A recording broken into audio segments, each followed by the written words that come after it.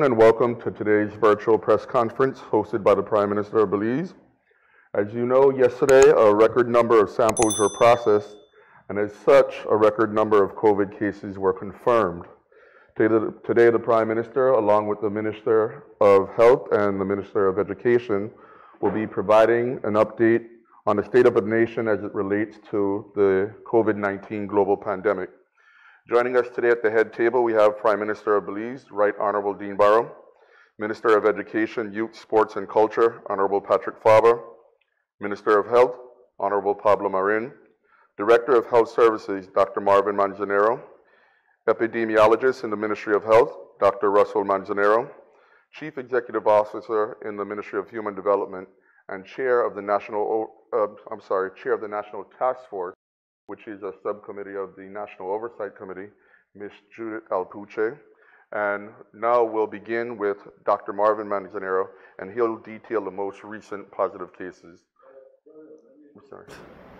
If you don't mind. No, go ahead, Neil. Is this on? Yes.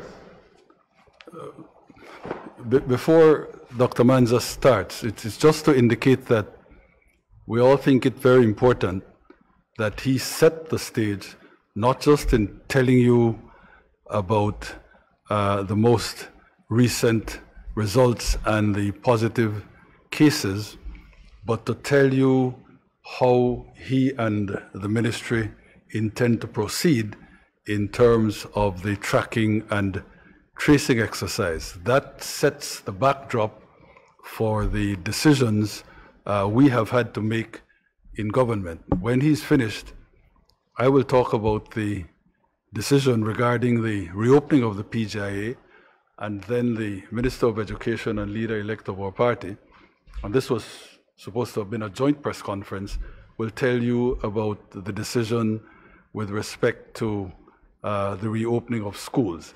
But it is very critical that Dr. Manza set the stage for all of us, and that is why we're asking him to go first. Thank you.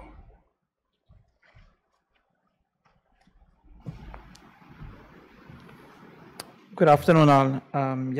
Unfortunately, I don't think I'm the bearer of any good news, and just if I'll be able to go quickly through what we found. I think you're all aware that on the weekend we identified 9 cases. 8 of those were on Saturday and 1 on Sunday, but the particular ones that are of interest are 1 in Orange Walk that had no apparent link with anybody outside of Belize, and 1 in Corozal also with no initial apparent link. The case in San Pedro also on Sunday had no apparent link to the outside. And I say no apparent link because that's how we showcased the news whenever we broke that on Saturday and Sunday. So on Monday, most of the samples from the north were processed, were swabbed. Samples from San Pedro were initially swabbed. Initially from Orange Walk, we had about 25 contacts of that case that we had no known contact outside of Belize. About 40 were from Corozal, and about 50 to 55 from San Pedro. Those samples are being processed as we speak right now, the San Pedro ones. So yesterday we did do a record number in terms of tests in one single day. 151 samples went into the machines, only 148 were able to be processed. 3 of those failed the testing procedure, and those have to be repeated, and those are being repeated today. In terms of yesterday, and I'll go briefly to that count because that starts to, I think, make it more complicated in terms of keeping track of everything that we have. So yesterday, out of the 15 cases, and I'll break it down by geographic location, we had 1 case from San Pedro, 7 cases from Corozal, and 7 cases from Orange Walk. The easy ones first. From Corozal, we had 5 out of the 7 were from repatriated persons. 3 of those had been from people seeking medical care outside of Belize. 2 were coming into the routine repatriation process. So that's 5 out of the 7. The other 2 in Corozal are tied to the initial identified case that we had seen on Saturday. So that makes a little cluster of 3 persons up to now, because as you go about identifying cases, you have to extend your contact tracing. So now contact tracing starts or started yesterday for these other 2 persons, contacts of that first case identified on Friday. The case from San Pedro is not linked to the ongoing investigation of the known case we had on Sunday. This is a separate person who was symptomatic, who is family member of what we feel is going to be an index case. We can say that it's related to a church gathering where we had gotten through rumor surveillance potential suspect cases in the, as a cluster. So this person was swabbed before, and that's why that sample was processed yesterday. Those persons, that investigation process started yesterday as well, so we anticipate that more cases can come from this independent, if you will, San Pedro case. That's 8 out of the 15 cases yesterday. The other 7 cases from Orange Walk, 3 are close contacts to the initial case on Saturday that we had not established any linkages outside of Belize. That has since changed because now we do know that the person has indicated that there is some contraband goods that can be part of the problem. 3 persons out of the 7 from Orange Walk yesterday are linked to that case on Saturday. We have other 4 cases from Orange Walk that are not linked to any other case. One is, and I said Orange Walk because that's where they were swabbed, but one person is from Calcutta, one person is from Shipyard, one person is from Guinea Grass, one person from Orange Walk but works in San Pedro. So once you start trying to establish those linkages, you will find out that your contact tracing can be rather extensive. So the other village that has come up where we have that little cluster of 4 cases, the one on Saturday and 3 yesterday, is Santa Marta in the Orange Walk district. So for now we have Santa Marta, Guinea Grass, Shipyard, and of course Orange Walk Town with a possible linkage to the island of San Pedro. We are now starting to do the contact tracing. In terms of the person from Corozal, there seems to be a linkage, with contraband goods from across the border. Similar to the 4 cases we are following in Orange Walk, the preliminary investigation seems to suggest that all of those would have some level of linkage to contraband goods from across the country. What we are trying to establish, and we worked last night, is if there is any link between Orange Walk and the cases in San Pedro, but that is yet to be established. As you go along with the contact tracing, you realize that there are extensive networks out there. There's been family reunions of people close to when they could have been in the syndromic, in the incubation period. We are noticing a family party of at least 12 families that would have had members from Belize City and Belmopan. In Santa Marta village now, this is data that is just coming, by the way, because this is on the way up here, is the information is coming out. Links to, I have said, Santa Marta village. Contacts are on the Orange Walk Market area. Of course, a person in Guinea Grass that needs to be followed. And when you start looking at contacts even from San Pedro, we note possible linkages to Orange Walk, persons being in contact out in Placencia. So the numbers continue to be rather extensive as we move along. We are anticipating at least around 81 contacts for the case in San Pedro. Of course, not all of those samples are being processed right now. The preliminary data that we have, and I guess we can go ahead and say that now, pending confirmation, we have potential 14 new cases out of the San Pedro situation today. And that's just coming to us from the Central Medical Lab, because that will now have to go through a confirmation process.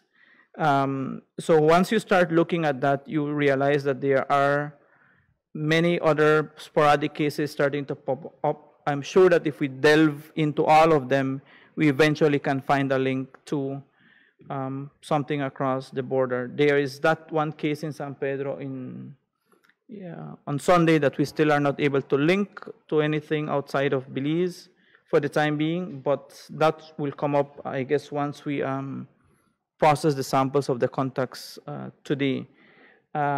We also think that the person in San Pedro that we identified on Sunday is not the index case. There is an indication that her family members actually fell ill before she became ill. So they probably were the initial index cases, if you will, or the initial index case, and she was the last person in that immediate family to have fallen ill, and she was the one that we picked up. If that is the case, then we are going to have to go back and retrace the steps to when this person, her partner became ill, and go the 14 days before.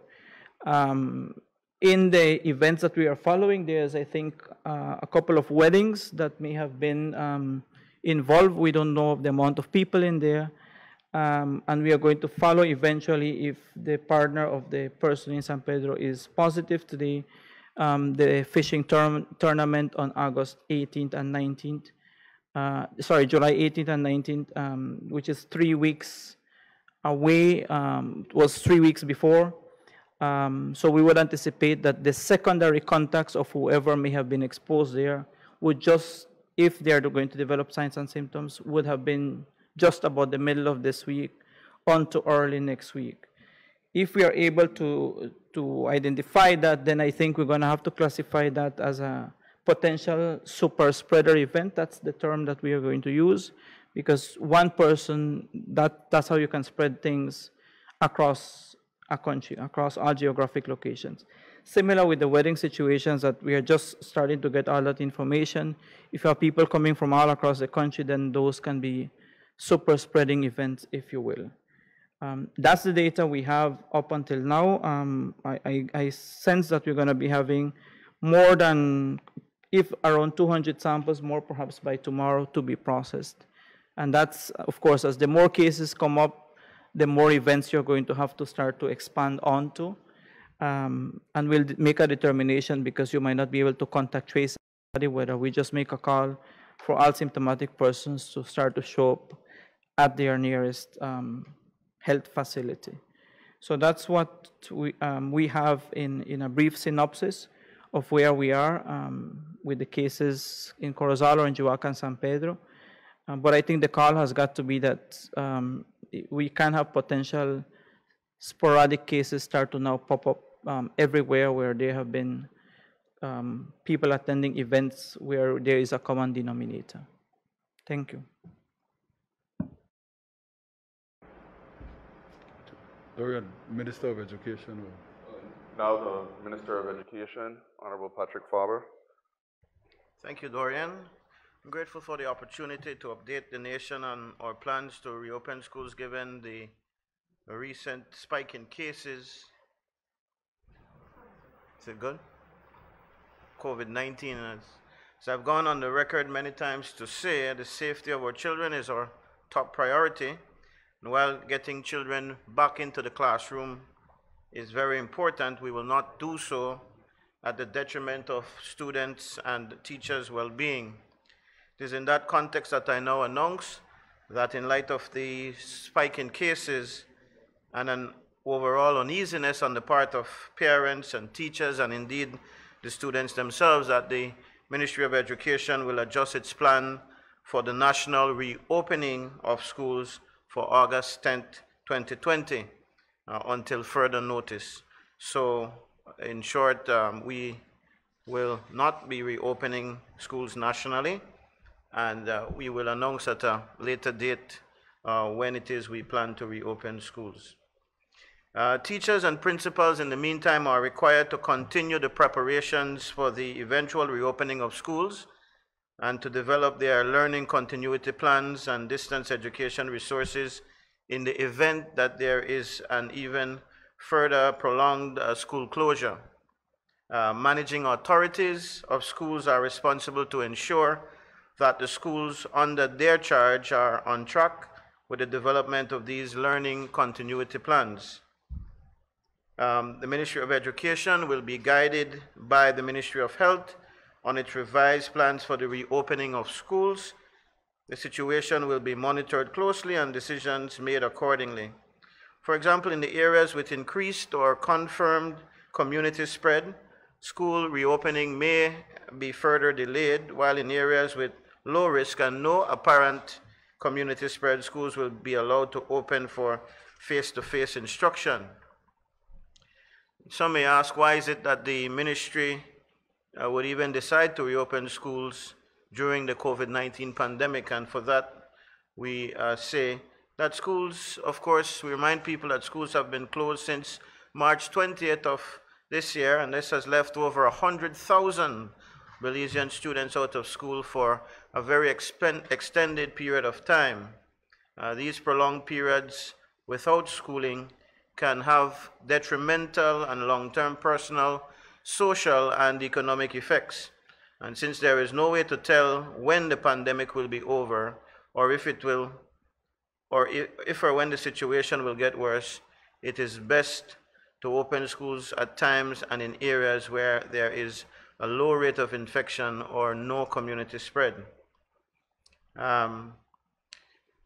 Parents who have been saying, well, what if I don't send my children to school whenever it reopens? Well, the ministry's interest and concern is that children have access to quality education in a safer school environment. Guidelines for safe operation of schools have been published and its implementation is presently taking place. The ministry encourages parents to send their children to school whenever school reopens. And additionally, children between the ages of 5 and 14, as you may know, it's compulsory by law that they attend school. And so there is a duty on the part of the Ministry of Education to ensure that they are engaged in appropriate schooling. Homeschooling, as you have heard by members of the senior management team of the Ministry of Education, is an option, and it is provided for under Rule 10.6 of the Education Rules of 2000. Registration forms for homeschooling can be had from the District Education Center, or it can be downloaded from the ministry's Facebook page or website at www.moe.gov.bz. And applications are reviewed by the Ministry of Education, and if approved, permission is granted for a term or for the maximum of a year. And then the assessment for a child learning under homeschooling will be done either at the end of that term or at the end of the year by the Ministry of Education personnel. So in short, we are saying at this time that we will not move ahead with the reopening of schools on August 10th. The date of school reopening will be determined based on the advice from the health officials. We are saying as well that teachers and school administrators ought to report to school and to continue the preparation for whenever school reopens, and at the same time ought to be working on school continuity plans. We are on the summer break, but once school reopens, and especially if school does not reopen, we will need to provide instruction for our children that is home-based. That's what we mean by continuity plan. And so teachers will be working to ensure that this is ready in the event that there is a prolonged period. But for now, we won't reopen schools. That's the bottom line. Thank you.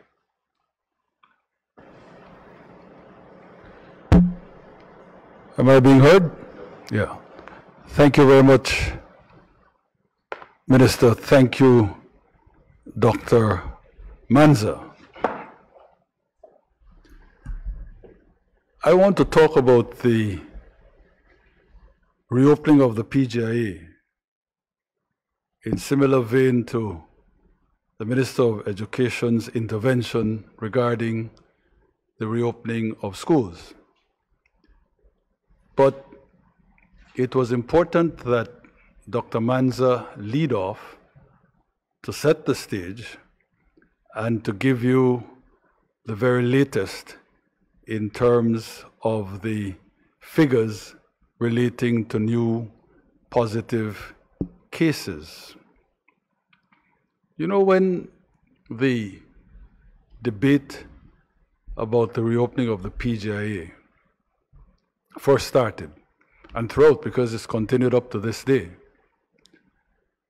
there was this fear from those who were cautioning against reopening that the advent of tourists would in fact mean an influx of infections and therefore the kind of spike in terms of local positives that could absolutely swamp the health system and undo us as a country. Well, as I suggested on Monday at the House meeting, obviously we didn't wait to see whether that would happen. What's going on now is as a consequence of our own actions internally. From the time the state of emergency ended, people went haywire almost.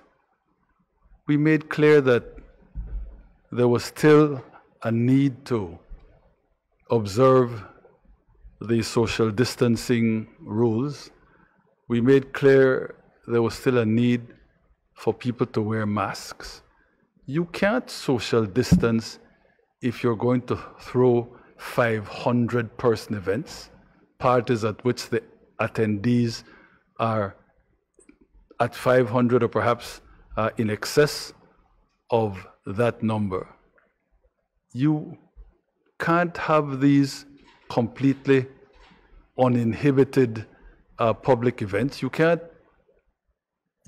do things that actually encourage licentious behavior and not expect that we will pay a price. So I don't want to be a scold, but I've got the signal this afternoon that there will have to be a change, which change will include the re-establishment of some of the rules that obtained during the state of emergency, which change will mean that our enforcement personnel have got to do a better job, but which change must most of all mean that we, the citizens of this country, the members of this community, the residents throughout the length and breadth of this country, will have to do better. Perhaps it is that before this weekend,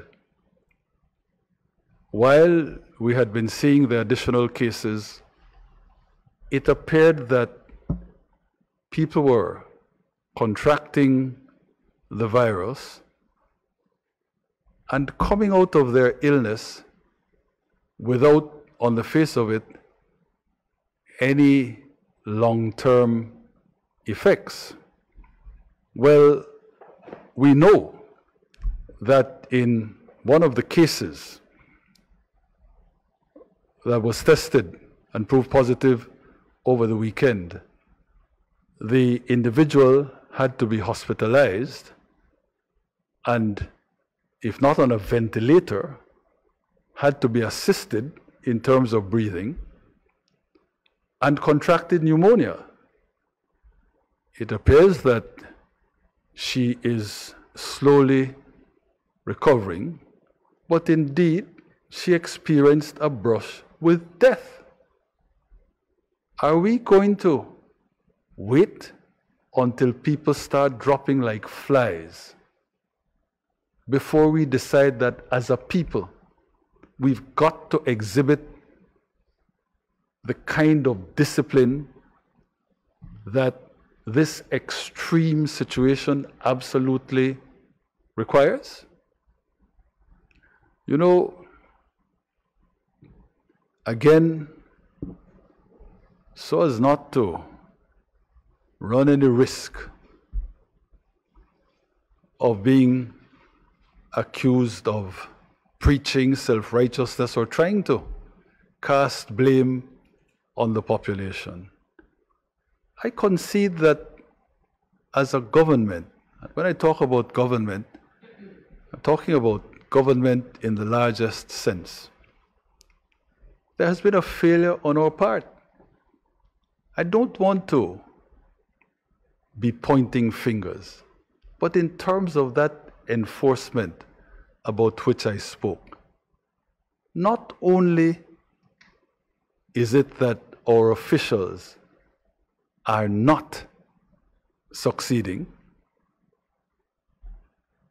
perhaps that is in any event a tall order, because our people are intent on breaking the laws, our people are intent on going across to Mexico and Guatemala by way of these illegal crossings. But when we hear, as we continue to do, the horror stories about officials of the government enabling people to break the law, facilitating the contrabandistas, taking money to escort them, that is the kind of thing that absolutely has got to stop.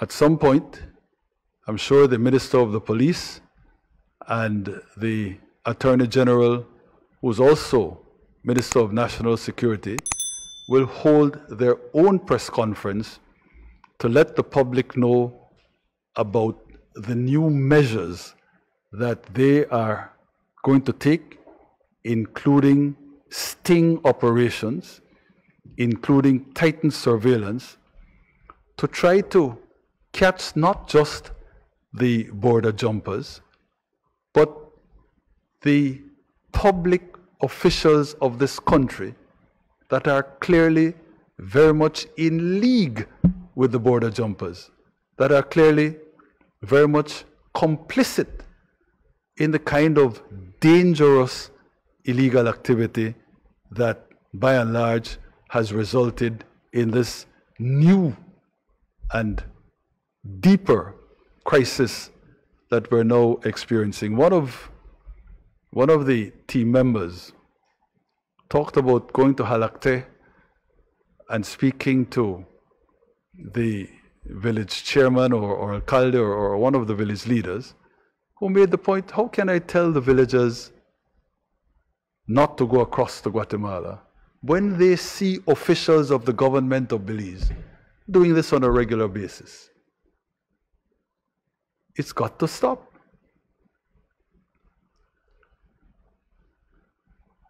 Anyway, what to do? Apart from what I just outlined, apart from what I hope I spoke passionately about, know that while today we are not able to say what's going to happen in terms of partial or complete lockdowns in the areas that are most affected, we can say this. I listened to Dr. Manza just now and this morning at the National Oversight Committee. While the new cases are from Corozal, Orange Walk, and Ambergris Key, I think a distinction has to be made. My sense from hearing Dr. Manza is that we perhaps have less of a worry regarding Corozal than with respect to Orange Walk and Ambergris Key, particularly the town of San Pedro. In Corozal, forget the people who are in fact quarantined as returning Belizeans, whether they're coming directly from Mexico because they've gone for medical attention, or whether they're coming from the States but by road. We're not going to worry about them too much because they go immediately into quarantine. And when they test positive, we know that there's no chance of their infecting anybody else because they are isolated and not let out into the community until, in fact, they have been able to shock the virus. But those people aside then, and I insist that group doesn't constitute a particular worry. In Corozal, you're talking about a particular cluster. This one person who was originally diagnosed, and that's the person that went through a serious phase of the affliction that the virus brings on. That person clearly infecting another person who either in turn infected a third person, or perhaps the index case, as Dr. Manza describes it, directly infected the two other contacts of hers that have now proved positive. My point is that in terms of the classification that we get from Dr. Manza, that's a little bit of a cluster, but certainly can't qualify as community spread. The measures, and I'm talking now about the legal measures pertaining to restrictions, pertaining to complete or partial lockdowns. As of now, at this time, it strikes me wouldn't need to apply to Corozal, or certainly not to the same extent as they would to Orange Walk and Umberg Risky. We're not going to say today, we're not going to give you the particulars of what will be done in any of the three areas, because this is all very new. At the NOC this morning, we did not yet have the information that Dr. Manza just gave you concerning Umberg Risky. We wanted to deal principally with the reopening of the PGIA. And so what will happen is that together with the Minister of Health, of course, the Minister of Education, the Deputy Prime Minister, and if possible, the rest of the cabinet, if not, because we want to move quickly, the Attorney General clearly who is going to be responsible for the drafting, we will meet and try as well to consult with members of the National Oversight Committee before we present you with the raft of legal measures that will be promulgated to try to deal with the situation. But I'm saying that it is clear to me already that Corozal does not fall into quite the same category as Orange Walk and Umberg Risky. Dealing with Orange Walk, if you're talking about one case in Shipyard, one case in Santa Martha, one case in Guinea Grass, there was another case in town, in Orange Walk town itself. 4 in Santa Martha. I'm sorry? 4 in Santa Martha. That does strike me as, I leave it to Dr. Manza to make the actual classification, but it strikes me that if that is not community spread, it's coming pretty close to being that. So Orange Walk will have to be treated, in my view, differently from Corozal. In determining what we're going to do about Orange Walk, I've already sent a signal to the leader of the opposition. That is his hometown, and I would certainly want to get his input, although he's not any longer a member of the NOC, he withdrew, but I would certainly want to get his input before we agree on the steps to take so that we might best contain this incipient community spread in Orange Walk. Coming now to Ambergris Key. Well, that is where it seems the bacchanal took place in earnest. And that is why I suppose you're talking about preliminarily 14 cases, and the tracking and tracing exercises are not yet complete.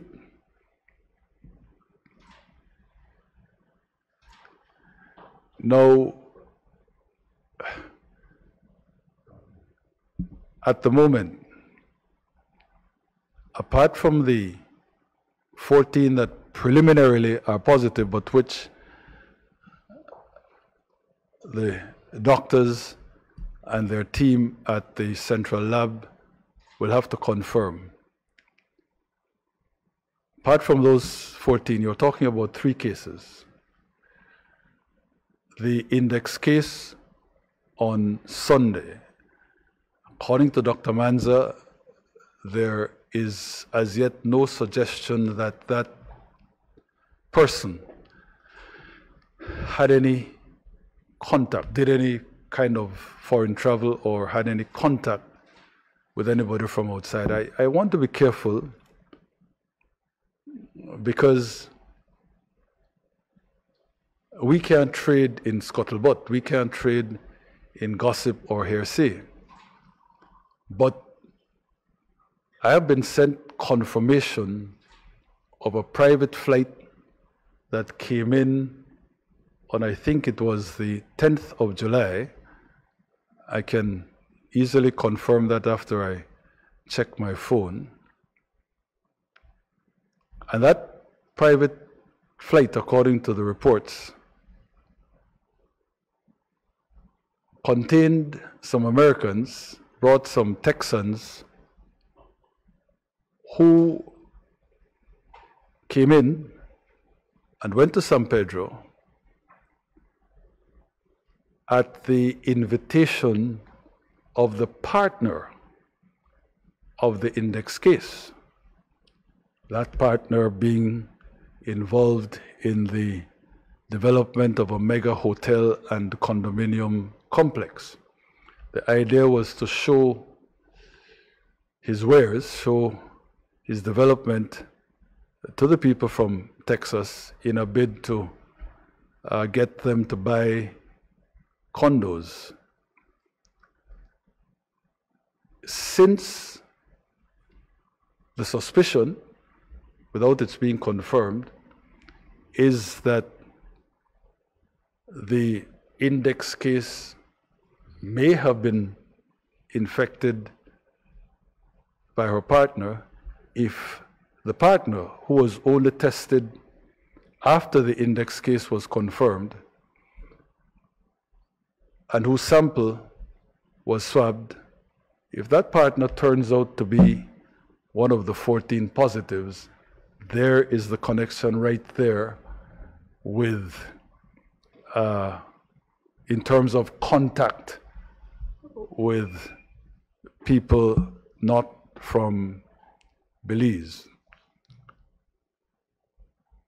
My confirmed reports are that the partner was also at the fishing tournament. Point is that the Ministry of Health, Dr. Manza and his team, must pursue that particular line of inquiry in terms of the mapping and tracing. In addition, there is the second line of inquiry involving the other individual that Dr. Manza spoke about, who was tested separate and apart from the index case, who also proved positive, but who was not in the kind of network of activity that the so-called index case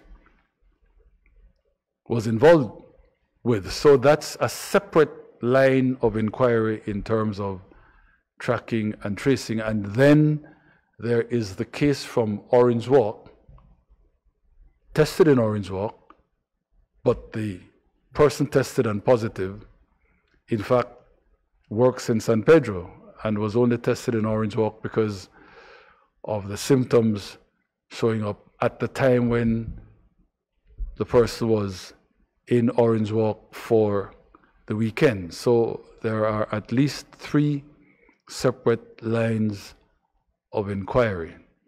In terms of that first line and the role of the fishing tournament, which Dr. Manza referred to as a possible super spreader event,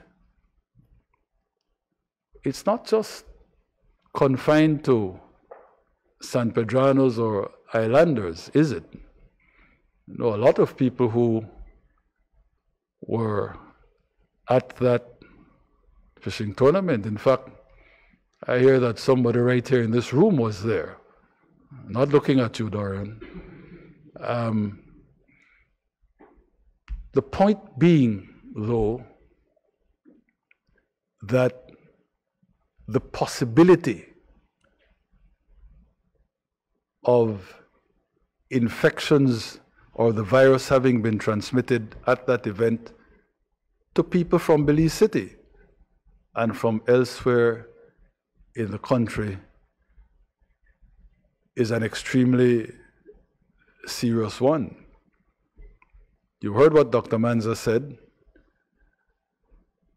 The numbers there are such that you can't realistically do the regular mapping and tracking and tracing exercise. So he will have to put out a call to say to those who were at that event, if you begin to see any kind of symptoms, the ministry will put out the number that you can call, and of course, ministry personnel will go to your home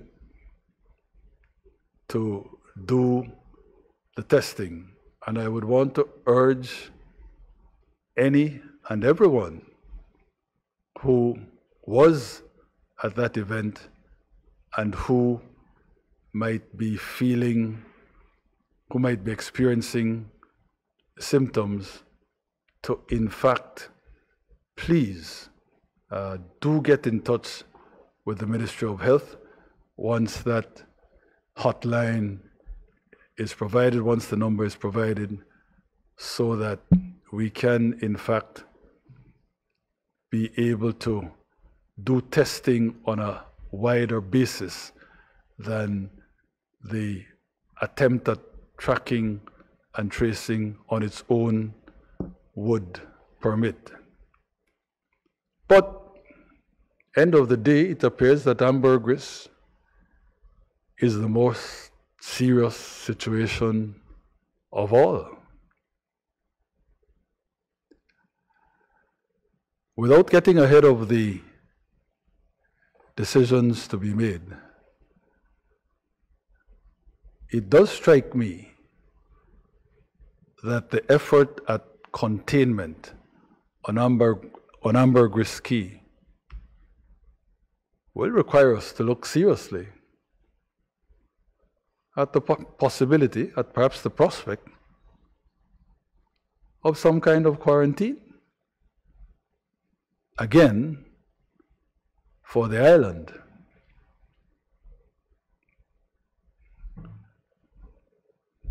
Sounding a warning, perhaps after we get together, we might be able to come up with something less draconian, but that possibility, as of this moment, strikes me as a compelling one.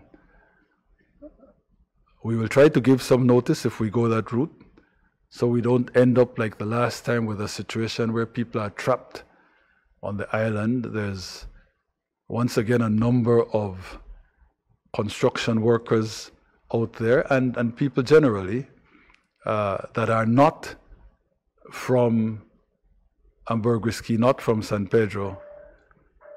And again, if there's a quarantine and the jobs are shut down, they will need to get back to their home bases where they have a better chance of keeping body and soul together.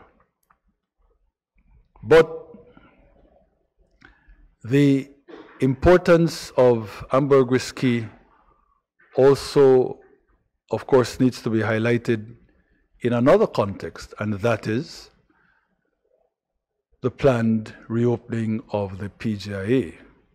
I don't have a breakdown of what the numbers for the initial planned flights are looking at. We hear that for the first few days, flights are full, but the airlines up to now have not provided us with any sort of a manifest, and so we don't know what the breakdown is between Belizeans who are stampeding for the exits insofar as their stay in the US or elsewhere abroad is concerned, the breakdown between them and the genuine tourists who would have wanted to come to our country taking advantage of the reopening. But insofar as the tourists are concerned, whatever their numbers, 5 will get you 10 that the majority of them would have been going to Ambergris-Key, to San Pedro. That's clearly not on any longer. And so it seems to me that that alone knocks in the head any contemplation of trying to press forward with the August 15th reopening of the PGIA. So let me declare absolutely unequivocally that we will not now reopen the PGIA on August 15th. This also affects Belizeans, those who did not want to go through the quarantine, which is mandatory if you return on the weekly repatriation flights that have been coming out of Houston. Well, I'm sorry. To the Belizeans now, forgetting the tourists for a moment, you will not be able to come on August the 15th. So you will have to be confined to those weekly repatriation flights, and you will have to be prepared to be mandatorily quarantined for 14 days. For your own safety and certainly for the safety of those here at home, leaving aside for a moment the fact that too many of us here at home don't seem to be particularly concerned about safety. Now, we have always been concerned about the airlines and what the lack of a fixed reopening date does to their rotations and their willingness to come when we ultimately do proceed with the reopening. In that context, just remember that Delta was in any event not coming until September 3rd. And we've already reached out to United, who was coming on the 15th, but who's prepared now to push that back to September 3rd or thereafter. No word yet from American Airlines, but initially they had said that if they didn't come August 17th, they would not be able to come again until October. Bottom line is that today we're not able to say for certain when it is that the PGIA will reopen. It depends firstly on how quickly we can get the situation that has literally exploded upon us over this last weekend and last couple of days. It also depends on our being able to be absolutely ready in time for whatever new reopening date we decide upon. And I will tell you that while we were going to be ready in a form and fashion, if we proceeded with August 15th, there were some challenges that we were still experiencing. So again, it's an ill wind that blows no good. And insofar as we have to postpone the reopening of the PGIA, or apologies to those who will feel they have been inconvenienced, but perhaps it is just as well. I would stop there because I'm sure that the questions will come thick and fast, and we have to make allowances for that question and answer session. I merely want to inquire if there is anything that the Minister of Health would like to tell you. I know that we've been having some difficulties with the rapid tests that we were seeking to procure.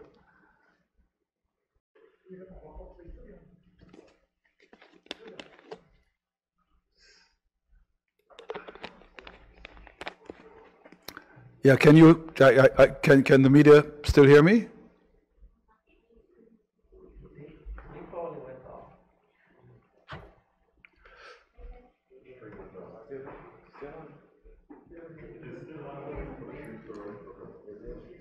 Yeah. Okay. Well. If you guys can hear me, I was saying that I wanted to ask the Minister of Health to tell you about in this mix. In this mix that's overtaken us, that has obliged us to point to unacceptable behavior on the part of some members of the citizenry, we must, it seems, include those that have seen our troubles as an opportunity to profiteer. And so let me ask Minister Marvin to tell you what has happened in terms of the source from which we had expected to get a monthly supply of the rapid tests that we would need in order to, in fact, test the tourists that were going to come. Minister Pablo, if you don't mind, would you enlighten the media and the public, please? So there's one of the rapid tests that we are getting from Guatemala COGAV had a contact with them. We managed to procure 5,000 rapid tests. The sad situation is that after we managed to get those 5,000, someone had a call to the company and mentioned that they are the ones that will be buying those rapid tests for the country of Belize. That now have us on hold on the rest of the rapid tests that we will need from that company in Guatemala. We have done all the validation on that rapid test, and it is good for us to do. We are still trying to find out exactly who that person is or who that company has done that to our Belizean people. That is one of them. The second rapid test that we had already validated, the company that we are about to buy gave us a price, and now he's saying that he has to raise up the price on that particular rapid test. So again, it's just showing that they are taking advantage of the situation we are in. The third one, which is, you all know that we have all our ventilators. We have at KHMH, we have 6 ventilators, but we have already buy more ventilators. We have gotten donations from ventilators, and we were going to install 6 more in Belmopan. We're going to install in Orangewood. We're going to install in Corozal. But now the company that is the one in charge of putting those gases, they came with a proposal stating that, you know what, they are going to give us a portion of the finance, but in return we had to extend the contract for 3 more years. We were trying to say, you know what, we are going to pay off, because we cannot do that 3 more years contract. And I think right now we are seeking what exactly will happen with that. I know they have already finished in Orange Walk, but still we are still pending the one in Belmopan, which is needed, as they have the backup for the next 6 ventilators. That is how we stand right now. We do have ventilators available.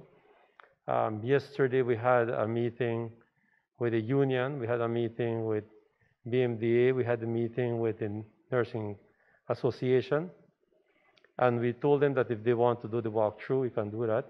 I think the media are already give them a walkthrough at CMS, which part we have our PPEs and everything that we need, donations from Taiwan. So the country have right now, Dr. Mansa didn't mention, but we have available 17,000 tests for us to do with the PCR rapid test. So that is how we stand right now. Yeah, on the matter. Thank you, Minister. Okay, Dorian, if you can take questions. We'll go ahead and take questions now from the media. First up, we have Marisol Amaya from CREM. Marisol.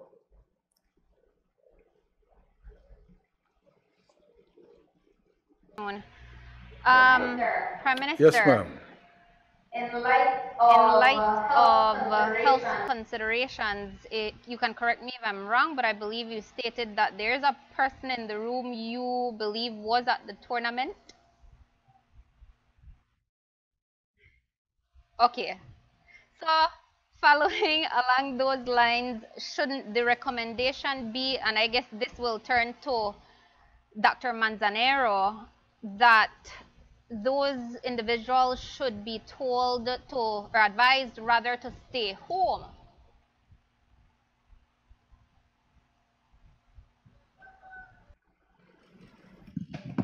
I am not sure I understood the question, Marisol. Should all the people who were present at the tournament be told or advised at this point that they need to stay home? Said in my notes that we're going to wait on the results today, and then you start making your linkages. I use that as an example of a potential super spreading event, as I did with the weddings and the church service. But going back to what you just said, assuming that there is somebody in the room, I think the perception we have to go to, Marisol, is that everybody in this room, in theory, went to a fishing tournament. And unless we start to understand that situation, and I know people get upset when they said my rhetoric says that I keep repeating this, and people are getting upset. But that's where we need to go. We need to assume every single person we meet is a COVID-19 suspect case.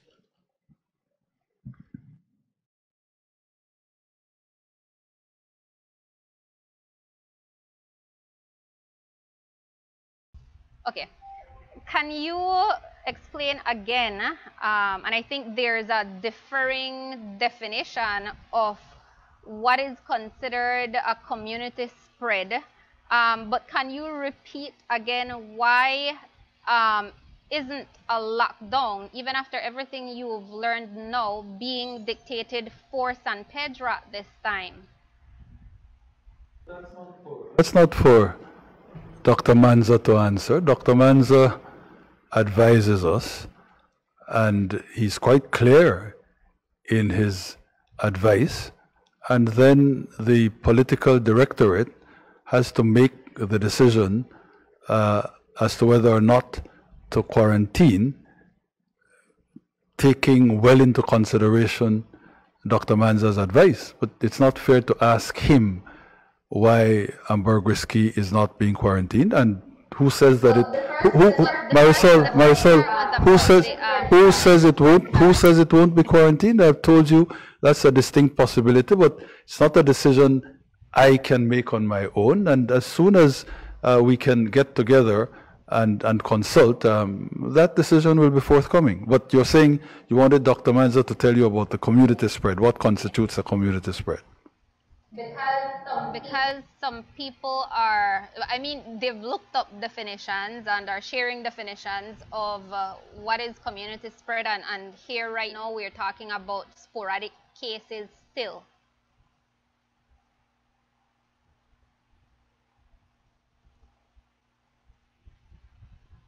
I have seen multiple definitions indeed go up on social media, depends on where you consult. So I will agree with you there, but when you look at the classification, not only given by us the way PAHO and other entities classify our current epidemic, it is still sporadic cases. That can change as things change drastically. Okay, thank you. Okay, thank you. Who authorized that private flight? The one that I told you about. That brought Texans and Americans to San Pedro. Well, what process did that follow? I'm sure that, first of all, the civil aviation authorities had to have been consulted. They would in turn have consulted with various ministries, presumably including health, including naturally the Ministry of National Security and possibly Foreign Affairs. But the point is that at the National Oversight Committee and at Cabinet, we had decided that flights of that nature could be allowed in on condition that the people who were going to be on the flight would bring negative PCR tests, on condition that they would go straight to the place at which they were staying, that they would not remain in country for more than a day or two. So I mentioned the flight not to suggest that anything illegal or untoward happened, just to say that it might assist Dr. Manza, depending on the results of the tests from San Pedro, it might assist Dr. Manza in terms of his wanting to be sure or wanting to determine whether the index case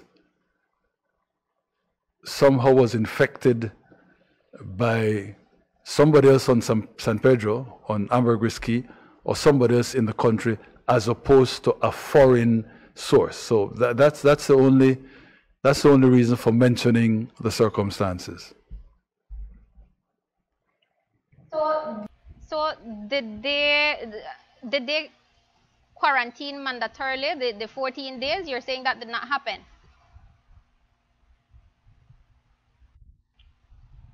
That was agreed by the NOC and by the cabinet was that in cases like that, the private plane could come, these people could disembark, present in order to be allowed entry into the country, the results of a stateside, of a US PCR test showing that they were COVID negative.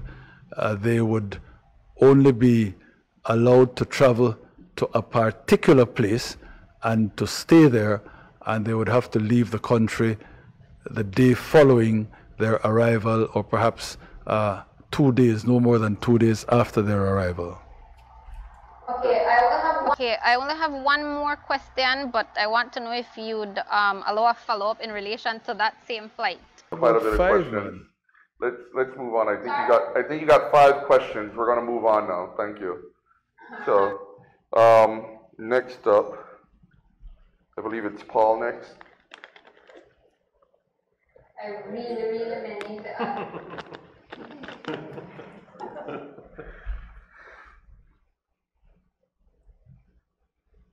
Go ahead, Paul. I'm sorry. Unmute? Yes, it's unmuted. Okay, go ahead. Am I being heard? Yes, sir. All right, great. So good afternoon to the Prime Minister head table. We meet again, yet under some very strenuous circumstances. And I have 3 questions. I definitely could have asked 5, 6 questions like Marisol, but I only have 3. And so my first question goes to Dr. Manzanero. Doc, I know that in the initial stage when we identified the first set of 18 cases, your team was very well able to identify, quarantine these cases that gave us so much so gave us or allowed us a breathing space, freedom for several weeks. Now, my question is, as it pertains to these new cases, what are, with greater numbers, what are the greater challenges that are being posed, and how confident are you that yourself and your team at the Ministry of Health will be able to track, map, contain, and perhaps eradicate these cases to bring us back to a place of calm, for a lack of a better term? Well, I don't know if I can bring you to a place of calm. I wish I had that power. You mentioned one key word that I think strikes me. You said we had freedom after those first 18 cases. I recall in one interactions with the media, I said this should be a rehearsal session so that we make sure that the wearing of masks, the physical distancing, we practice it to a T, so that we will not be in a situation that we are now. I did mention in the NOC this morning that there is going to be a problem if, in point of fact, you start to see extensive number of cases. For example, if we confirm the 14 cases today, you have to do contact tracing for those. We are barely catching up on what we identified yesterday. So I think Oranjewak alone had more than 100 people already identified from those 5 cases. And as you go along, your network can be extensive. What usually happens is if you feel your contact tracing ability is not going to follow the traditional route, then you use other platforms. If you have to call out and invite people using social media, radio announcements, TV announcements on the local or national scenes, then that's what you would do. Which means if you were at X event, and we did that in April, or you participated in this activity, those kinds of things, and you are symptomatic, come in, that kind of advice. So I think after today, tomorrow, we have a clearer picture of where we are. Our stance at the Ministry of Health is always going to be grounded on good public health measures, which is a quick identification of the cases, isolation so that you're able to contain. Because we understand where our health system is, so you want to ensure that you always have good public health measures so that you're able to anchor your response around that. So then it is safe to say that your team is not overwhelmed. It doesn't appear that your team will be overwhelmed. And at this point in time, the health system is not overwhelmed or not being overwhelmed. Well, we have not really stopped working from January. The teams have been on the ground every single weekend when we were partying or going places. The teams were always there. We have always been at all border entry points for the repatriation process with all the plane landings. So the teams have all been very active. If you ask me, we ask them, they are going to tell you they're physically, mentally drained.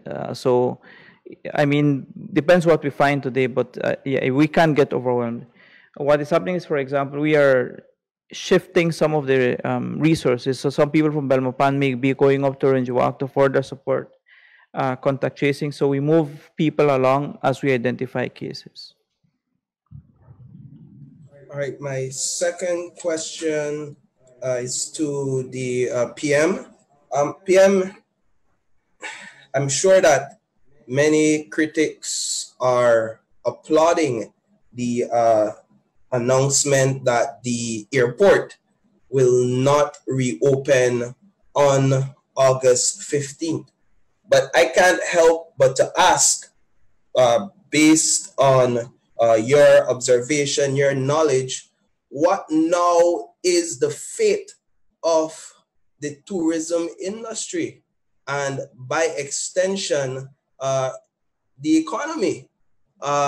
And we've seen that several hotels have already invested capital in achieving this gold standard in preparation for August 15th. Are those funds now lost, or does this delay now give more hotels opportunities to be better prepared?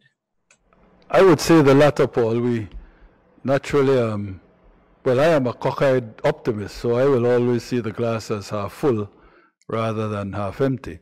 But very seriously, we're only talking at this point about a delay in the reopening. Of course, when the new date will be depends, as I said earlier, on a number of things. First and foremost, among which is how soon we can get a handle on this outbreak and, in fact, return, as you put it, to a place of greater safety. But remember that I also indicated that one possibility is as early as September 3rd, which is the date, in any event, that Delta was scheduled to resume flights to Belize, and which is a date that United, who was going to come on the 15th, but who will now not be able to come, is prepared to live with. United is saying that it is flexible, and so if we reopen on September 3rd, United will be coming. I don't want to suggest that that is a firm date, because as we have seen in terms of the August 15th proposed date, any number can play. Two things. I hope that with the indefatigable efforts of Dr. Manza and the Ministry of Health and the entire team, we can get a handle on this upsurge. We can contain this outbreak. And so that would then enable us to look positively on the idea of reopening in early September. Second point, though, remember that we just last week announced the $10 million package to the tourism stakeholders. That will allow a number of them to continue to hold on. That will give them some amount of working capital. And so to sound the death knell of the tourism industry, I think, would be entirely premature. I will say to you that the BTB did a quick survey before we even knew what the likelihood is concerning Amber whiskey, the likelihood of 14 positives. They did that just on the basis of the positives from Corozal and Orange Walk that Dr. Manza would have put up, I think, yesterday. And the great majority of the hoteliers said, put it off. Earlier, there were questions to Dr. Manza as to whether the health system is already close to being overwhelmed. I understood him to say, not so. But in that kind of a context, we can't take a chance on bringing tourists in who might themselves get infected, apart from the possibility of infecting Belizeans, because one tourist, 10 tourists, 15 tourists get infected. That puts the additional strain on our health system. We really have to see where things go in terms of the immediate effort to try and contain what has now happened before we can come back to you and offer with anything like certainty a proposed new date. So that September 3rd possibility is nothing more than that at this stage, and can't be since this is such a movable feast.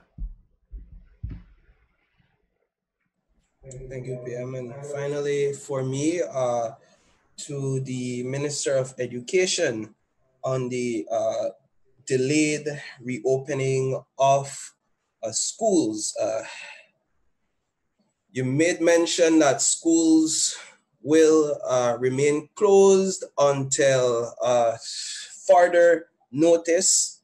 And as we see with the reopening of the airport, COVID-19 has definitely made things unschedulable in a sense. Is it not now time, Deputy Minister, is it not now time to perhaps, and I'm asking if any discussions have been had in this regard, is it not now time to perhaps consider new methods of teaching? I know in the earlier period, we had several activities that the ministry implemented in terms of these newspaper articles and television programs. But I'm asking if is it not now time to consider a new approach, considering the unschedulability of the reopening of schools. We've seen that students have been out of class for 5 months plus now. Is it not now time to sit down with, be it the Belize National Teachers Union, other stakeholders, to consider an approach that perhaps, albeit short term, but that does not require students to go in class or be in school? Well, I believe we have been engaged in that kind of thing, but I will tell you that for our purpose and from what the experts in education say, there's no real substitute for the face-to-face instruction that goes on. So that is for us the primary method that we would want to see. Given all that is happening with COVID-19, it makes that very difficult to do, and so it is as a result of that that we have sought to find alternative ways. As we speak, there are some schools that are reopened already and some that are seeking to reopen online, and they will use online instruction, and where that is possible, we encourage it. The same very fears remain that there might well be some students who are not able to access the broadband. There are some who will not have devices, and so our precaution is that if this is going to be done, schools, and there are some, especially private schools, who have asked to do this, that they make sure that every child has a device and that that connectivity is there without creating a burden on the students and their families. But you're correct. We in the absence of the ability to have face-to-face classes, as COVID-19 forces us to do in this instance, we are trying to find alternative methods. It is why I have asked that teachers and administrators still turn up to school. The delay in opening school is not a delay in terms of teachers going to school. In fact, one of the concerns of the BNTU throughout all of this time that we've been indicating we would open on August 10th is that there was not enough time for preparation. So that time is now very much real. It's there for teachers to go in and to prepare their classrooms and to prepare the school in general. But also, in the event there is a delay, and I'll be honest with you, quite frankly, right now we're thinking about a 2 or 3 week delay if we can get this thing under control, and that the school year would start as was to be scheduled according to the Education Act, the first week in September. I am hesitant to make that announcement because things are still very fluid, but that is really what we have in mind. In areas where we find there are going to be problems, and the situation is already looking grim in San Pedro and Berguski and in Orange Walk, but we will make those determinations. So again, we might find ourselves opening in some areas and not opening in some areas at that time in September, or we might decide based on what is on the ground then whether we will open any at all in any area. But in the interim, we are sending the signal to teachers, we're making the plea to them to continue preparing, to prepare those packages. The students are on summer break as it is now, but if this delay prolongs the reopening of school beyond what would have been the normal start of the school year in the first week in September, we will definitely need those home-based learning packages, the continuity plans, if you will, to be in effect. And so we urge them to be working on that. And we urge parents as well to keep working with their children at home. And no, you don't need an associate degree for that. You can encourage your children to be reading. You can find creative ways of teaching them. That's not full homeschooling. It's not, you don't necessarily require a curriculum to do that. So do your best at helping your child while he or she is at home. Thank you. Okay. Thank you. Up next, we have Jules Vasquez, Channel 7. Yes, sir. Sorry about that. Yes. Good afternoon. If I could ask the Prime Minister, following up on this, the report of this flight that has created so much excitement, because everyone is looking for that silver bullet scapegoat. But there are principals in that group, that investment group, who are saying that in fact the flight was discussed, but indeed never came. So they are saying that, and this is happening in real time, that the flight actually had never come. You indicated that you did not have it. You said you didn't want to go into rumor. I guess my question is, Did the flight come or not?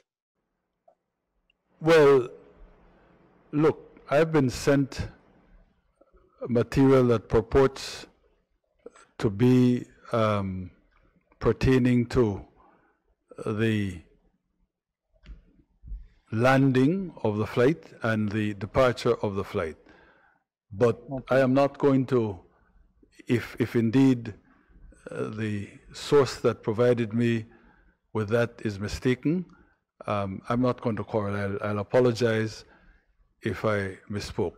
I simply did not have time. This just came to me before I got here, to be able to check with civil aviation, to be able to check with the others that would have had to be involved in giving permission for that flight to land. And so I was going, and I was careful to say that I didn't want to engage in scuttlebutt. I thought the people who provided me with the actual material were extremely reliable. If I am mistaken, again, freely apologize. Yeah, well, I guess we'll have to get the final word from civil aviation. If I could, just as a follow-up though, in a previous press conference, you averred to the super wealthy who may, from time to time, choose to fly in and out on their private jets. And you had said that this would be permitted under the provisions you just discussed a short while ago, and that you all would also be open to entertaining charters. As to your knowledge, how many persons are you aware of persons flying in and out, these super wealthy persons flying in and out on their private jets? No. I know of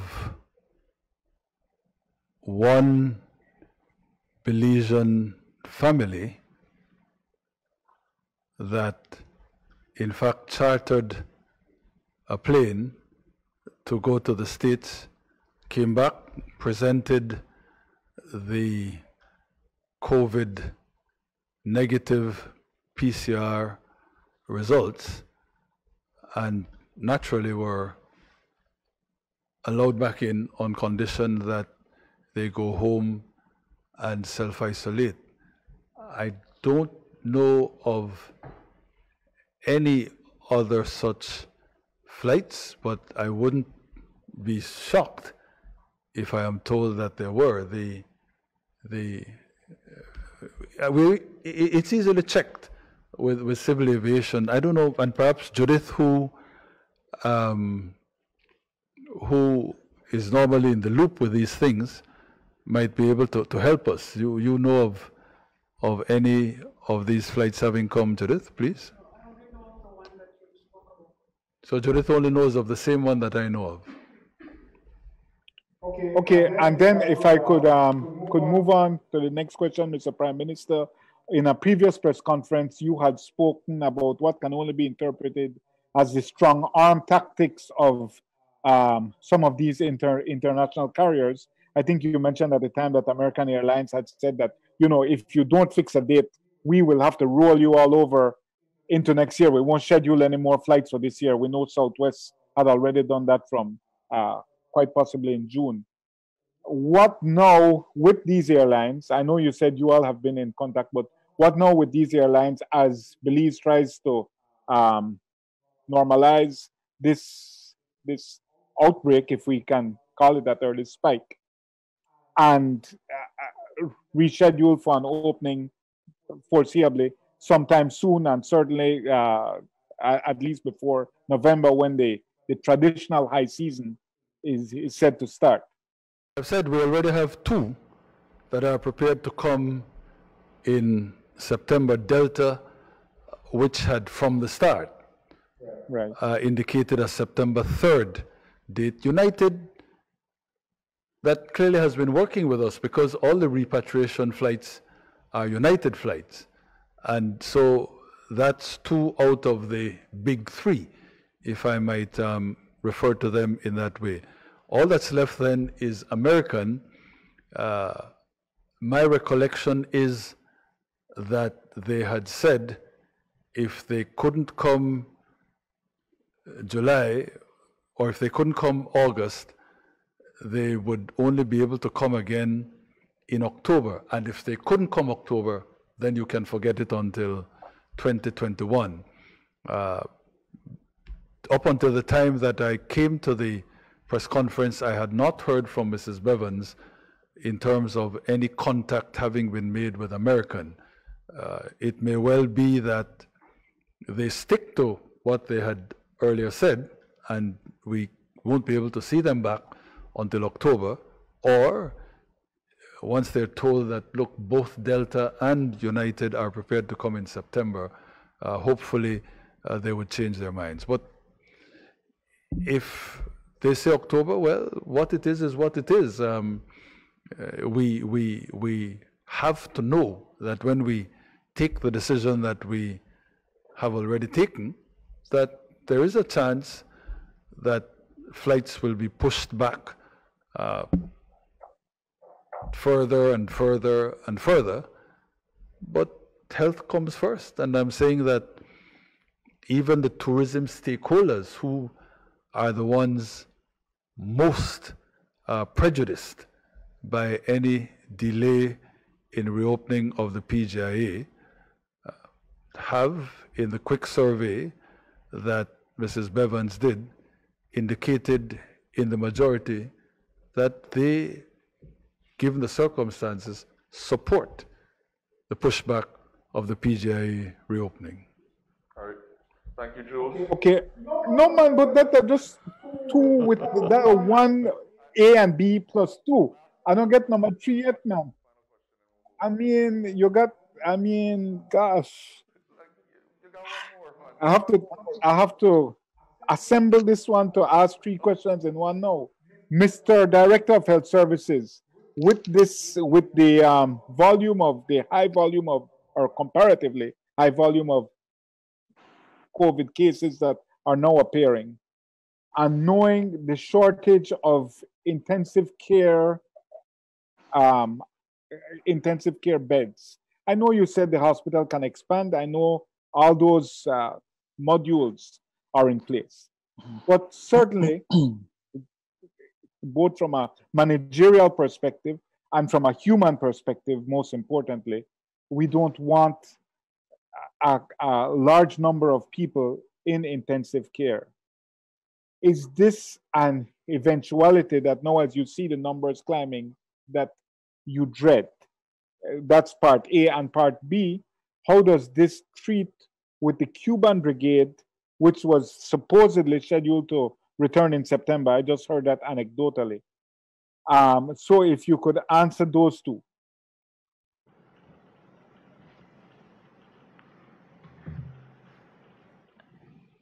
Well, I do know that the persons from the Cuban brigade are, for the most part, remain at Carluccio, but they were deployed to do other medical duties. In some, for example, Independence, they were manning the flu clinic. Just this morning before we came up, we did discuss the possibility of moving some away from Carluccio to take them to San Pedro to help in the mapping exercise and manning flu clinics in that area. So you shift them around. It's 59 persons that were on that Cuban brigade. Not all of them are doctors. Some are nurses. Some are people from lab. And I think we had a couple of people who were working at NEMC. How long they will stay? Well, I guess it depends on how this evolves.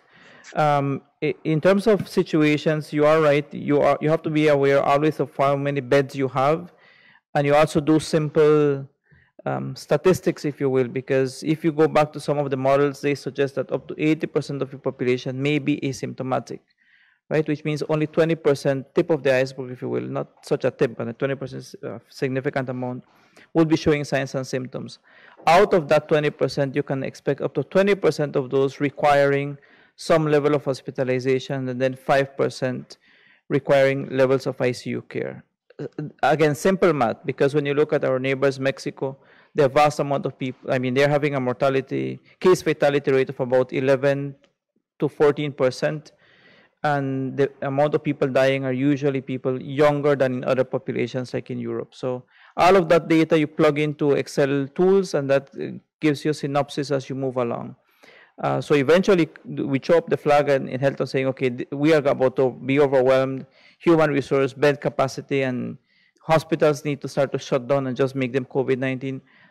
Those the tools are there so that you can do those calculations. All right. Better for 3 weeks from July, and I'm out. No, Jules, I just want to, I just want to tell you that I've been sent the response from American Airlines. Okay. Sorry to hear the bad news about the COVID cases spreading in Belize. If you do delay the airport reopening to September, I cannot provide a firm date of when we would resume service. I'm currently in the midst of cutting capacity out of our September and October schedules. We therefore may end up canceling this market longer term in the event that the closure extends past our currently planned resumption of August 18th. So there we are. But I should also tell you that there was a quick survey done.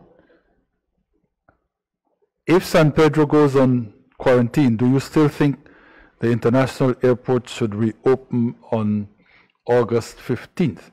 I imagine this was a tourism stakeholder survey. Hamburger's Key, 58% said no, 42% said yes. Belize District, 72.2% said no, 27.8% said yes. Key Caucus, 62.1% said no, 37.9% said yes. And so as not to recite every last person or every last entity, every last enumeration done, the grand total, 68.5% said no to the reopening and 31.5% said yes. Sir, in view of this now extended that American central bank to give a greater moratorium on loans in general for the economy and particularly for the tourism sector? I certainly would. Thank you, Jules. We'll now have Mr. Dwayne Moody from Channel 5. All right, thank you.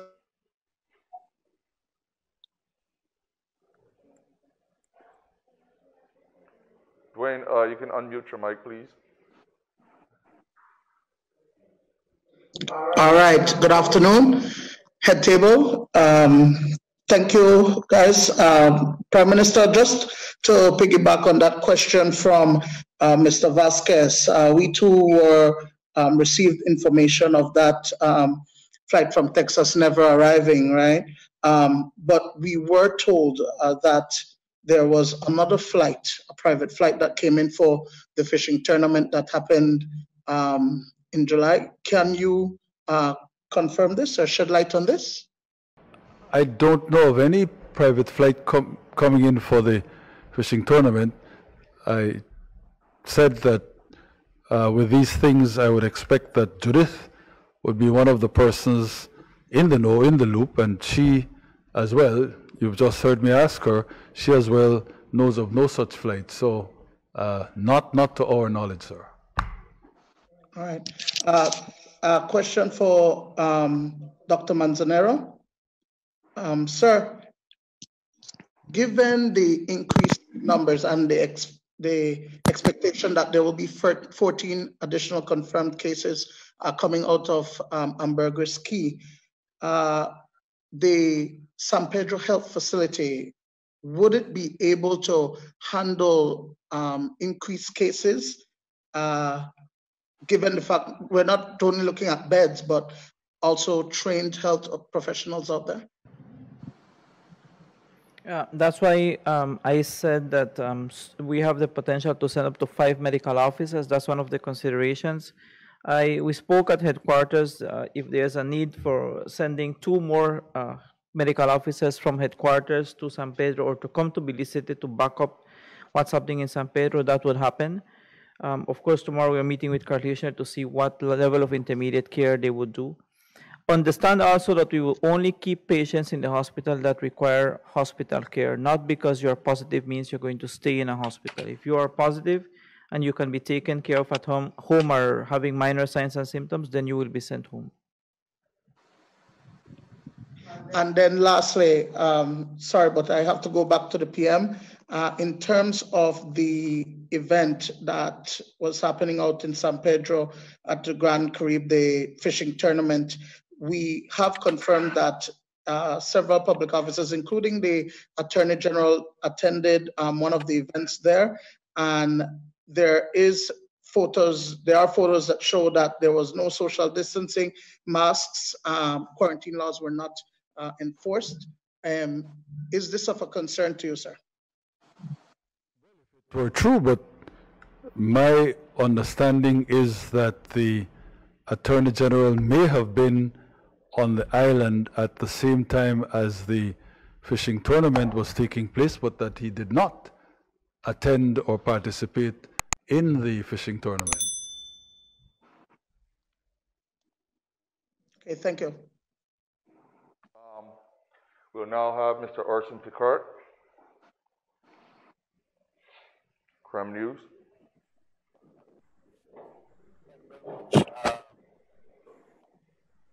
Question, I think, would be for the Prime Minister. PM, whether that chartered... Orson, if you 1 second. Orson, if you could speak directly into your mic. Apologies. Yeah. There you go. Okay, so my first question is for the Prime Minister. PM, whether that chartered flight arrived or not, because we have now realized the potential threat for imported cases to be had from such flights, will there be a revisiting of the consideration to allow or disallow such flights until the what we would call the second coming of the reopening of the PGIA? I suspect there would be. I don't want to speak out of turn. We do try to approach this entire matter in a collective fashion, and so I would want to hear what my colleagues in cabinet have to say, and in particular the members of the National Oversight Committee. That's, as you know, a body on which we have representation from the Chamber of Commerce, from the Belize Council of Churches, from the NTUCB, from the National Network of NGOs, and so that allows us in cabinet to get another view from people that represent a large cross-section of the community. So may I defer answering that or giving you a definitive answer until we've had a chance to consult, and then we will make public what the policy is. Okay, hold on, Orson. You're representing Creme News, Orson. Orson, you're representing. Orson, hold on. You're representing Creme News, correct? Yes, hello? Yes, you're representing Creme News. Yes, sir. Marisol Amaya also represents Creme News, correct? Yes, but I'm doing for the radio, if we can go like that. I get 2 bites at the chair. We have to give everybody an opportunity. Television. That's an education question. Okay, go ahead. Okay, can I just ask this question to the Minister of Education and get it over with? All right, Minister of Education, with the announcement of the postponement of the reopening of schools, will the Ministry of Education undertake consultations with the BNTU regarding the concerns expressed in their release dated today, asserting a lack of readiness of schools? And will you guys make a meaningful, if so, will you guys make a meaningful effort to address those issues? Thank you. We have always been doing that. In fact, the BNTU met with the senior management team as recent as yesterday. The Ministry of Education, along with its partners, have been on a no-chill journey to ensure that classrooms, schools are ready. In fact, our constant plea to anybody who would listen is that if you are able to identify schools that don't have the necessary wash stations or even furniture, cleaning supplies, etc., to bring it to our attention. We have worked primarily through the management of schools, and we have asked them to assist us in determining what the needs are. In fact, I know that my team has also gone to do inspections to many of the schools to find out exactly what the situation is on the ground. The Minister of Finance, the Prime Minister, in fact, made sure that there was an additional $300,000 available for wash-hand stations and other cleaning supplies that might have been needed. We are about to receive close to $100,000, $99,200, a very weird figure, but I'd prefer to call it 100,000 from the Social Security Board. We received 50,000 from BEL, 10,000 from BWSL, and the list of donors are wide. So we have the wherewithal to assist our schools, and so if it is that there are schools who are saying they don't have, then please get in touch with us in the Ministry of Education or get in touch with your managements. The managements themselves have also been doing work to make sure that they provide resources. And then if you put that all together now with an additional 2 to 3 weeks of time for the work to be done, then whenever we make the move to go again, that's not going to be earlier than the start of September. I think we should be well on our way, but we have done those consultations in short with the BNTU, and for what it is worth, we will try our best to solve these issues. Thank you. We now have CTV3.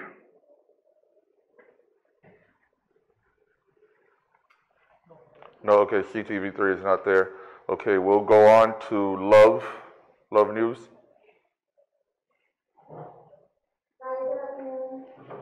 Hi, go ahead. Can you hear me? Yes, go ahead. Okay. My first question for the Prime Minister. I'm not sure if you mentioned this. I know Paul asked about the tourism industry and the economy on a whole. I'm not sure if this was mentioned, but what is the backup plan for the economy since we'll see another delay in external revenues for Belize? Look, we just on Friday unveiled our economic recovery plan. In terms of tourism itself, the delay will in fact mean a delay as well. The delay in reopening the PGIA will mean a delay in the restart of the industry.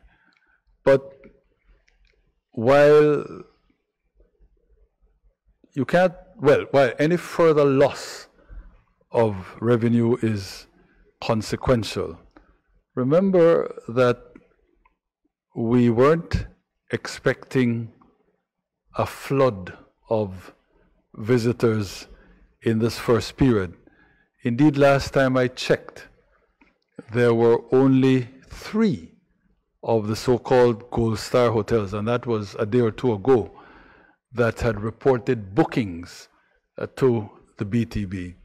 So a 2-week delay, a 3-week delay, a month's delay won't make a material difference. We are admittedly with great difficulty managing in terms of government finances and the need for us to, in fact, deliver the goods and services to the people of this country, even if in a slightly attenuated form.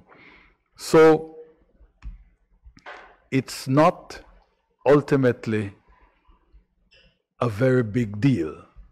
That is a short delay. The longer, of course, the delay were to continue, then the bigger the deal becomes. But there's not a whole lot that we can do insofar as tourism and the revenue from tourism is concerned. We've simply got to wait it out. as so many others are doing, and find ways to ensure that the industry itself can be helped in terms of their having to wait this crisis out. We started with the $10 million to which I earlier referred. The general manager of the Development Finance Corporation made it plain that that was the starting figure, that $10 million, that there were clearly possibilities of getting more depending on the circumstances. So in the context of an even more prolonged delay to the restart of the season, we will try to tap into the international lending sources so that we can find additional funding with which to assist the stakeholders in tourism. Okay, my next question is, considering the possibility that the private flight that came into Belize may have been, or is being looked at as a cause for the current cases in San Pedro, the origin for the cases, will there be, I know you already have some measures in place, as you mentioned, when it comes to private flights, but will there be even more control measures being put into place in light of this possible recent flight of the Texans? Well, we're not even sure that we're going to allow the continuation of private flights. Not very many came. We only know of one. But I indicated earlier that we will be consulting first thing tomorrow morning, at least a number of cabinet ministers, and I will try to bring in representatives of the National Task Force who are more easily accessible than the members of the National Oversight Committee. And then whatever conclusions we come up with, I'll try to run by the National Oversight Committee. One of the items for consideration at tomorrow's meeting and beyond, in terms of sounding out the views of members of the National Oversight Committee, will be precisely this issue of whether in the face of the delay over the opening or reopening of the PGIA, we should allow these private flights to come on a case-by-case basis. If the decision is yes, the same safeguards that we put in place when we had earlier opened the door will remain. In other words, you can't come unless you bring with you authorized or verified or verifiable certificates from wherever your flight originates, showing that you've tested negative for COVID-19, and by way of the most reliable of the tests employed, that is the PCR test. And you will not be permitted to move outside of a predetermined corridor. If you're coming because you want to go look at property, you will be able to go to that property. If we allow the flights, you will be able to stay at a Gold Star hotel, and you will have to leave within a day or two. In the context of those safeguards, for me, I would vote yes. In terms of the private flights, you're only talking about a couple of persons coming in at a time. And because in the cases that we contemplate happening, there would be something, as I thought occurred with respect to people coming to look at property, coming to look at investments, coming to look at their businesses. There are, because there's a level of foreign investment here in this country, there are foreign owners of enterprises in Belize who would want to come in for a couple of days to check on their businesses. I don't see why we would have any difficulty accommodating that sort of a flight, but I repeat that we will make that decision tomorrow and in perhaps the day or two thereafter. Okay, thank you.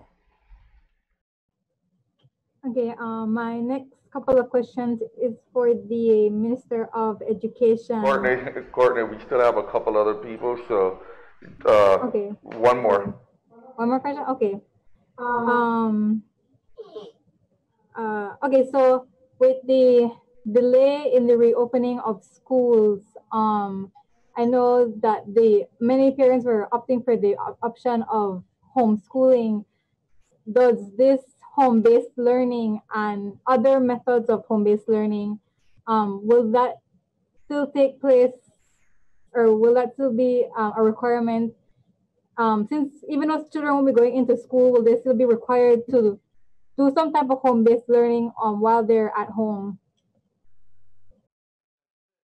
The children now continue on their vacation, their summer vacation, and in the interim, while we wait for the start of the school year, and again, we are thinking that the start can be around the normal time, which is September, now that there is the delay. Teachers are asked in this interim to be preparing those home-based learning packages so that once there is need for a further delay of the opening of schools, that those packages can be used. But home-based learning is not a substitute for face-to-face learning. It's just to hold things over. And so if it is that your position as a parent is that you absolutely do not want to send your child to school to do face-to-face learning, then you have that option for homeschooling. As I said in my remarks, it is either for a term or for a year. And if you take that option, then there are certain things that you'll be required to do. And as I've said in my remarks as well, the assessing of a student who undergoes such homeschooling will be done by the Ministry of Education to check to see if the student is indeed making the mark of what it is or goals are according to the Belize education system curriculum. So the two things are different in short. Home-based learning packages are just to hold you over until we can get back into the classroom, while homeschooling is a choice that is made for those who don't want their children, even upon the resumption or the reopening of schools, to attend schools to do face-to-face learning. Thank you. Thank you. Thank you, Courtney. We now have Mr. Benjamin Flowers, Breaking Belize News.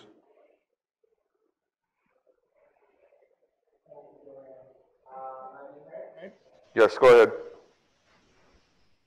Excellent. Good afternoon, Head Table.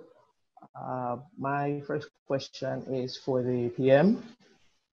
PM, you just recently spoke to us about the possibility of holding the next general elections in November.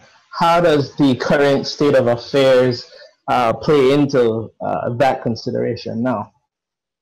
As of now, I don't see that there would be any cause to postpone the holding of elections.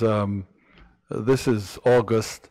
The elections are due by the first week in November. It's a long way to Tipperary. I expect that we will be able to get a handle on the situation. I do expect that with the increased monitoring, the more intense or intensive surveillance, the renewed effort at enforcement, and with the plea that we're making to the Belizean public to please understand the gravity of the situation and therefore to cooperate in terms of the wearing of masks and social distancing. I think that we are going to succeed in containing this new outbreak. Among the measures that we will have to consider I'm saying that while we'll be looking firstly at Corozal, and my own position is that since it's just a cluster there, I don't see that there's any need for any notion of quarantining Corozal. Not so in the case of Orange Walk. We look at that. San Pedro Amberg Whiskey seems to offer the strongest, most compelling case for a quarantine. But that apart, generally, I would imagine that my colleagues and the members of the NOC will want to look at whether across the country we can continue to allow bars and nightclubs to open. That's, to me, playing with a loaded revolver. But in the context of the tracking and tracing that Dr. Manza and his team will do, in the context of the new measures, the new restrictions on behavior that we will no doubt have to do for the entire country, in the context of the possible quarantining of Amberg Whiskey and maybe even Orange Walk, in the context of the increased efforts at policing the situation and dealing with these border jumpers and contrabandistas, I am confident that we will be able to, in fact, stymie this new developing scenario, this new developing outbreak. And so I fully believe that in another month or so, we'll be back to what passes for normal in a time of COVID. In other words, the situation will not be so extreme as to cause us to feel that there is any need to postpone the general elections. Thank you so much. My next question is for the Minister of Education. Good afternoon, Minister. Sir, quite a number of parents were very vocal about the August 10th reopening date for schools. Many of them outrightly saying, you know what, I'm not sending my child and I'm not applying for any license. My question to you is, was the ministry preparing for that type of eventuality? How would you guys have dealt with that?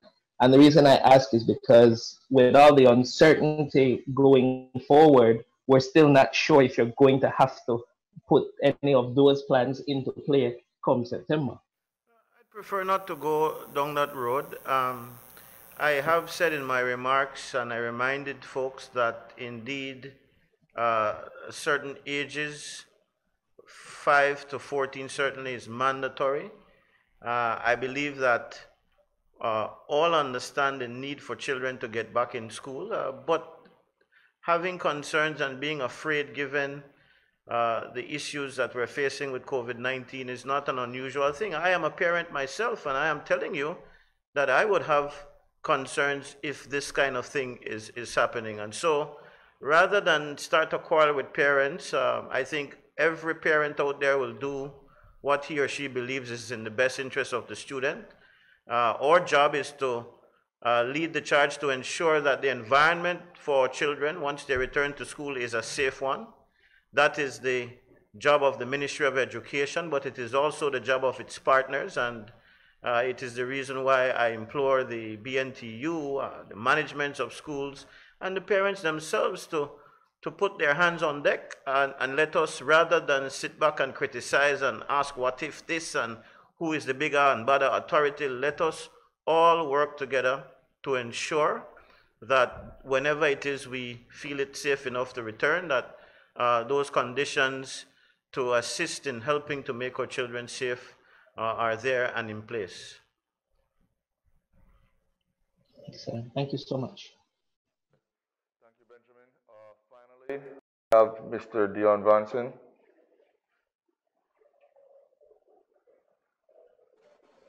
Hello, can you guys hear me?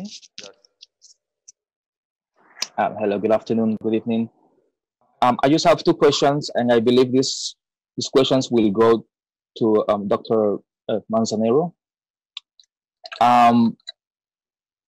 Regarding the capacity of doing swabs on the island, and also being able to swab anybody that comes to to the flu clinic, claiming that they are feeling ill. I mean, what is that capacity? I ask this question because we've had a lot of people reporting that when they feel like they believe they have the symptoms and they go to the flu clinic and they are not being tested. They're being told, they wait online or outside of the clinic, or sometimes they are just denied. This is according to people that have tried to get a swab just to, get that out of their heads. So, and this is connected to patient 57. We get reports that patient 57 was went to a private doctor, and the private doctor told her to go and get swabbed, to get a test for COVID-19 because she was manifesting the symptoms. And the information we have is that she was told by somebody from the clinic that she didn't need a test or swab. So so again, I was wondering if you can comment on that. If that's happening, what can we do, or what is needed so that in case San Pedro gets those 14 cases that are confirmed, if the clinic over here, if the person will have the capacity to test everybody who claims that they have symptoms, so that we don't have a repeated patient 57 who was sick, but then she was told that she was not really sick of the virus, when she she was indeed sick. Yeah, well, the note we had is that she had indeed been seen in private sector, but not that she had been sent for swabbing. So I guess we'll have to go back and verify that. Yeah, indeed, if you are right now, we're going to be concentrated only in the symptomatics. But what I can tell you, and this is notes also from Central Health Region, is that there's an overwhelming amount of people now showing up with some sign or symptom or saying that they have been in contact with all the cases that are starting to pop up across the country. And that's not only in San Pedro. As far away as Benque, you're having people saying, I have lost the sense of smell and taste and I need to be swabbed. So if you have a good amount of people, you can anticipate a delay, but I don't think people should be turned back, especially if we have links now of active cases that we have to follow. Aware of the shortage of human resources, that's precisely the reason why 2 staff were going to be sent, and we're looking at the possibility of sending more staff to aid the situation in San Pedro. Okay. Then my other question for you, Doctor, it's we've been hearing, trying to find more or less to point out where is the origin of the cases on the island. We've heard about the flight. We heard about the flight that supposedly didn't come, about the fishing tournament, but have there been a focus to perhaps believe that the suspected index case has a large number of out-of-district workers, in the construction workers that come from the mainland on the site of this huge development. So have you guys looked at that as the point of origin, the construction site? Yes, that's actually one of the theories that, I believe I said in my presentation that we weren't sure. That's one of the areas that we were thinking, and I think the consensus from the group is that more than likely it came from through the Orange Walk and the amount of people going to a construction facility. I think there's active search for those workers that may have left the island already, particularly if they're symptomatic. So that's line of investigation that we are following for sure. Okay, and the last thing, I don't know if this will be for the Prime Minister or the strength in the Ministry of Health when it comes to manpower and And this has that been affected by any possible budget cuts in the when it comes to different departments? Affect everybody, but with respect to the Ministry of Health, there is assistance that we're getting from abroad, in particular from the IDB. There's 10 million US dollars that had been earmarked for the country in the event of any natural disaster occurring. But that has now been reprogrammed so that the Ministry of Health is able to draw down on that pretty sizable pool of funds. The ministry has been getting its act together in terms of submissions to the IDB, because these international financial institutions can involve, in terms of accessing their money, they can they require a great deal of red tape to be gone through. You have to structure your proposal just so, and we are now, though, at a point where I believe submissions have already been made. So to the extent that the Ministry of Health is affected by the budget cuts, we can perhaps restore those budget cuts by way of accessing the foreign funds. In any event, when you look at an emergency like this, the budget cuts might be in place, but for example, when the Minister of Education said, listen, I need some money to make sure that the schools are fit for purpose, to install desks, to install wash basins. Government simply has to dig deep and to find the money from somewhere. Similarly, when we were getting ready for the reopening of the PGIA, the Ministry of Health said we will need additional personnel to administer all the tests. They asked for a number. The Ministry of Finance was able to provide not the entirety of what they asked for, but enough so that the Minister of Health was able to say to me, all right, we can work with that. Point is that until the funds from abroad are actually accessed, to the extent that the Ministry of Health needs to be supplemented or needs some restoration of the cuts that it has suffered, government must view that as a first priority.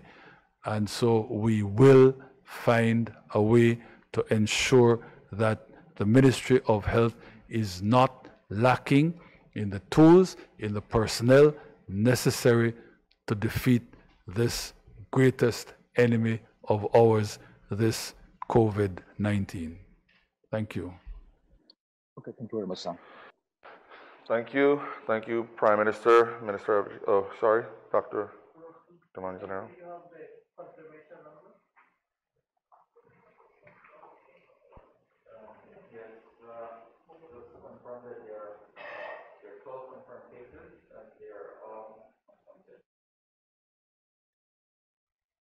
Thank you, Doctor. Okay. That's in addition to the first three. So altogether, we're looking at 15. Pedro, 1, 2, 3. Yes. Thank you. And at least 2 clusters. At least 2. 2 clusters. These 12 would be, well, we don't know exactly where they're related, but they are in Santé. Okay, did you all get that? Yes. Okay, well, thank you. Thank you, members of the head table. Thank you, members of the media and members of the public for tuning in. That concludes today's press conference. Thank you.